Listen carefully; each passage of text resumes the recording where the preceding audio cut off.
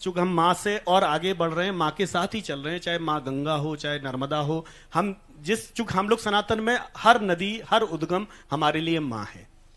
आज जिस तरह से हम अपनी माँ को काट रहे हैं सब जगह, चाहे मैं अकेला यहाँ की बात नहीं, पूरे देश की बात कर रहा हूं, उन पर इंक्रोचमेंट हो रहा है, अतिक्रमण हो रहा है, उनकी सीमाएं बांधी जा रही हैं, और उसका असर जो हमें दिख रहा है कि आज हम 32 साल बाद पंजाब में परेशान बैठे हुए हैं। हम दिल्ली शहर के भीतर पानी अपनी सीमाएं तोड़ करके आया है। तो क्या हम इतने लालची हो चुके हैं कि हमने उस विस्तार को खत्म करने की कोशिश कर रहे हैं, या मां के अस्तित्व पर हम चोट पहुंचा रहे हैं? ऐसे कैसे, इसके बीच कोई रास्ता तो निकालना पड़ेगा, और कौन निकालेगा? जी, जैसे बोला कि कोई भी आपत्ति और विपत्ति हम देख रहे देश में या दुनिया में, तो आपत्ति और विपत्ति का कारण है प्रवृत्ति। आपत्ति विपत्ति का कारण है गलत दिशा में हमारी जीवन शैली और व्यवस्था।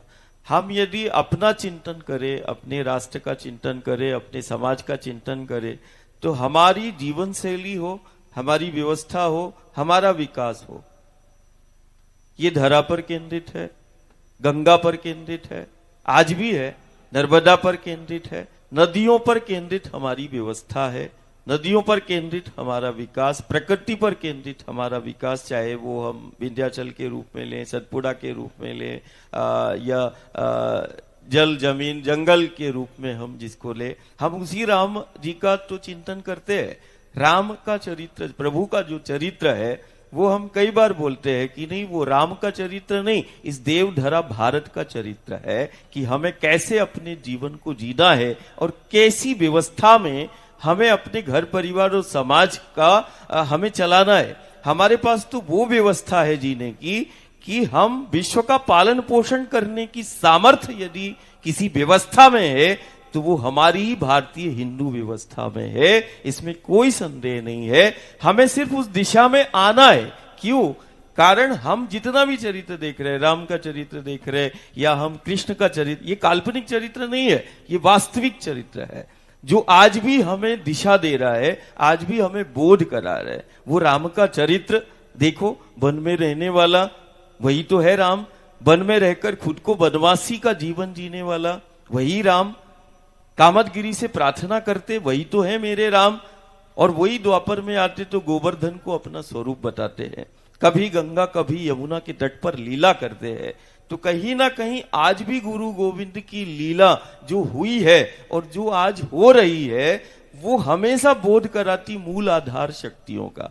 अब ये मूल आधार जो शक्तियां हैं, जो जीव जगत की आधार शक्तियां हैं, हम बार बार बोलते कि हमें गर्व करना चाहिए, हमें अपनी संस्कृति पर, हमें अपने सनातन पर, हमें अपने धर्म पर गर्व करना चाहिए जो धरा से जोड़ता है, जो माटी से जोड़ता है। हमें अपने धर्म संस्कृति पर गर्व होना चाहिए कि जो नदियों को मां कहता है और नदी से जुड़कर, माटी से जुड़कर जो हमें जीना सिखाता है और जो हमारी व्यवस्था और विकास का सबसे बड़ा आधार बताता है, वो हमारी तो संस्कृति है, हमारा तो सनातन है। आज सारी दुनिया हमारी ओर देख रही है। आज लालची प्रवृत्तियां और दुष्प्रवृत्तियां जो है, कहीं ना कहीं लालची प्रवृत्ति कहीं ना कहीं इसका सबसे बड़ा कारण है। लालची की बहुत ही जल्द जो है हम अपने को संचय संग्रह करना चाहते हैं, धन संपदाओं का संग्रह करना चाहते हैं। उसी धन संपदाओं में एक सबसे ज्यादा जो मूल संपदा है, जिसको हम वन संपदा कहते हैं या जिसको हम गौधन भी हम कहते, कारण गौ को भी हम मां के रूप में पूज रहे हैं, तो वो लालची प्रवृत्ति के कारण ये आपत्ति, ये आपदाएं और ये हमें दिखाई दे रही है। इस सबका समाधान यदि है तो केवल यही है, जिसे हमारा साधना चल रहा है, हम परिक्रमा में रहते हैं, हमारी साधना, हमारा व्रत, ये कहीं ना कहीं उसी की जीवंत प्रामाणिकता को रख रहा है कि देखो वो बहता हुआ पानी नहीं है, देखो वो नदी नहीं है, वो हमारा आधार है, वो शक्ति है। देखो इस माटी को, जिस माटी को माखन मिश्री खाने वाले ने अपने मुख में रखकर, यशोदा को निमित्त बनाकर और सारी दुनिया को बता दिया, और आज सारी दुनिया 5000 वर्ष पहले तो कृष्ण गोविंद के चरित्र ने बताया हजारों साल पहले उस राम के चरित्र ने बता दिया इस धरा की महत्वता। आज सारी दुनिया बोल रही धरती बचाओ, धरती बचाओ, धरती बचाओ, लेकिन वो 5000 वर्ष पहले माखन लीला करने वाले उन्हीं भगवान कृष्ण ने यमुना के तट की मिट्टी को मुख में रखा और मुख में माटी को रखकर यशोदा को ब्रह्मांड दिखाया। माटी के एक एक कण में छिपे उस ब्रह्मांड को दिखाया। माटी की महिमा और माटी के महत्व को बताता है। माटी हमारा अस्तित्व है, ये सारे जगत को बताता है। तो कहीं ना कहीं माटी से जुड़कर जीना सिखाया है। वही तो हमारा गुरु गोविंद है जो माटी से जुड़कर जीना सिखाता है। वही हमारा गोविंद है जो यमुना गंगा सरयू के तट पर लीला करता है और लीला करते करते मूल आधार शक्तियों का परिचय कराता है और कहता है कि मेरा अवतार, मेरे आने का कारण ये धरा है, मेरे आने का कारण वो धेनु है, मेरे आने का कारण ये गंगा, ये नर्मदा, ये विंध्याचल, ये सतपुड़ा, ये हिमालय का वो आंचल है, ये धरती का वो आंचल है और धरती की आंचल की सामर्थ्य को बताता है।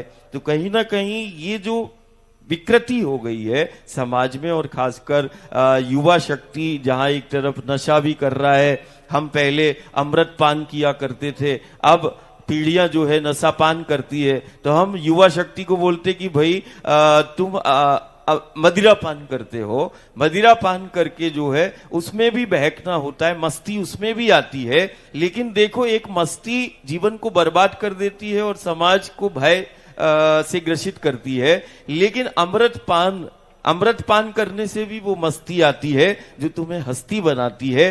तो कहीं ना कहीं वो साधना और माटी संस्कृति से जुड़ेंगे तो कहीं ना कहीं ये जो प्रवृत्ति से वो निवृत्त होगा। तो हम तो एक ही संदेश देना चाहते हैं जो सभा कक्ष में बैठा है कि कहीं ना कहीं हमें ऐसे जीवन को जीना है जो हमारे जीवन को देखे तो वो माटी की सामर्थ्य, अपनी संस्कृति की सामर्थ्य की झलक आए। जैसे कि आज हम बुंदेली समागम में बैठे तो यहां संस्कृति की झलक है, कहीं ना कहीं वो कला की झलक है और यही कला, ये संस्कृति समाज में व्याप्त उन प्रवृत्तियों से निवृत्त कराएगी और फिर से वो संरक्षण और संवर्धन की दिशा में ये समाज योगदान भी देगा और प्रसन्नता संपन्नता को पाएगा भी। बहुत सही बात गुरुदेव ने जो आज हम लोगों को एक दिशा दी, मार्गदर्शन दिया। माँ माटी और मेरा परिवार, यानी हम धरा, धर्म और इन सारी भूमिकाओं से हम एक नई दिशा लेकर के आगे चल रहे हैं। और मैं इस बात को यहीं पर विराम देता हूं। हम नए सत्र की तरफ बढ़ रहे हैं। गुरुदेव हमारे साथ आए, ये हम आभार प्रकट करना बहुत ही दृष्टता होगी, मैं उनका आभार प्रकट नहीं करूंगा, लेकिन हाँ ये जरूर मांगूंगा कि वो हमारे साथ, हमारे ऊपर आशीर्वाद हमेशा बनाए रखें।